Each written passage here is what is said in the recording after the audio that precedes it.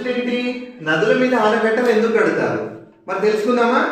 ఇప్పుడు సపోజ్ ఇది నది అనుకుందాంరా, ఇది నది ఓకేనా. ఇగో ఇక్కడ నేను ఆనకట్ట కట్టిన, దీన్నే డ్యామ్ అంటాం ఇంగ్లీష్లో. మరి ఈ నదుల మీద ఆనకట్టలు కట్టకపోతే ఏమవుతుంది, కట్టడం వల్ల జరిగే ఉపయోగం ఏంటో చూద్దాం. ఇప్పుడు మనకు వర్షాకాలంలో ఫుల్ వర్షాలు పడతా ఉంటాయి అవునా, చాలా భారీ వర్షాలు పడతాయి. మరి భారీ వర్షాలు పడి ఈ నదులన్నీ నిండిపోయి ఫుల్గా అయిపోయినప్పుడు ఈ నదులకు ఇటుపక్కన ఉన్నటువంటి గ్రామాలు కానీ పట్టణాలు కానీ మునిగిపోతాయి కదా. మరి అలా మునిగిపోకుండా ఉండాలంటే ఇక్కడ మనం ఏం చేయాలి, ఒక డ్యామ్ కట్టినాం అనుకో. డ్యామ్ కడితే ఇక్కడ ఈ నీళ్ళంతా నిల్వ చేయొచ్చు, ఇక్కడ ఆపొచ్చు నీళ్ళను. ఎక్కువైన నీటిని గేట్లు ఓపెన్ చేసి కొంతగా మనం బయటకు పంపించేస్తాం. ఒకవేళ ఈ నదికి మనం ఆనకట్ట కట్టకపోతే ఈ నీరంతా వృధాగా పోయి ఎక్కడ కలుస్తుంది, సముద్రంలో కలుస్తుంది. మరి కట్టడం వల్ల ఇక్కడ నీటిని నిల్వ చేసినాం. ఈ డ్యామ్ కట్టి ఈ నీటిని నిల్వ చేయడం వల్ల ఎన్ని ఉపయోగాలు ఒకసారి చూద్దాం. ఈ నీటిని మనకు అవసరమైనప్పుడు ఈ చుట్టుపక్కల ఉన్నటువంటి వ్యవసాయ పొలాలకు కాలువల ద్వారా నీటిని అందిస్తాం. కాలువల ద్వారా పంట పొలాలకు నీటిని అందిస్తాం ఓకేనా. మరి ఆ తర్వాత వర్షాకాలం అయిపోయిన తర్వాత మనకు కొన్ని నెలలకు మళ్ళీ ఎండాకాలం వస్తుంది.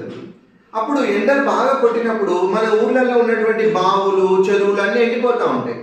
అప్పుడు మనకు త్రాగడానికి నీరు కూడా ఒక్కోసారి దొరకకపోయే అవకాశం ఉంటుంది.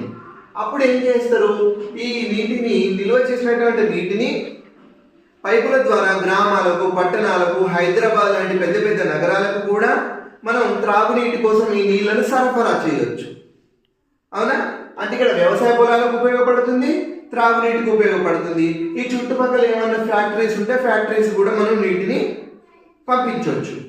అలాగే ఇంకా దేనికి ఉపయోగపడుతుందో చూద్దాం. ఇక్కడ ఈ డ్యామ్ కట్టిన ఈ ప్లేస్ అంతా కూడా రిజర్వాయర్ అంటాం. ఈ రిజర్వాయర్లో ఉన్న నీటిని చేపల పెంపకం కోసం ఉపయోగిస్తారు. చేపల పెంపకం కోసం మత్స్యకారులు చేపల పెంపకం కోసం ఉపయోగిస్తూ వాళ్ళకు జీవనోపాధిగా ఉపయోగిస్తారు. ఈ నీటి ద్వారా జల విద్యుత్ని అంటే కరెంటును కూడా తయారు చేయొచ్చు. ఇంకా ఏం చేయొచ్చు అని చెప్పాను. ఇప్పుడు ఈ నీటిని నిల్వ ఉంచడం వల్ల వర్షాకాలంలో అయినా ఏ కాలంలో అయినా ఇక్కడ నిల్వ ఉన్న నీటి ద్వారా ఈ చుట్టుపక్కల ఉన్న కొన్ని కిలోమీటర్ల వరకు కూడా భూగర్భ జలాలు పెరుగుతాయి. అంటే భూమి లోపల నీరు ఎక్కువగా ఉండిపోతుంది అన్నట్టు. తద్వారా రాబోయే భవిష్యత్తు కాలంలో మనకు నీటి కొరత ఏర్పడకుండా కూడా ఈ రిజర్వాయర్లు కాపాడుతాయి.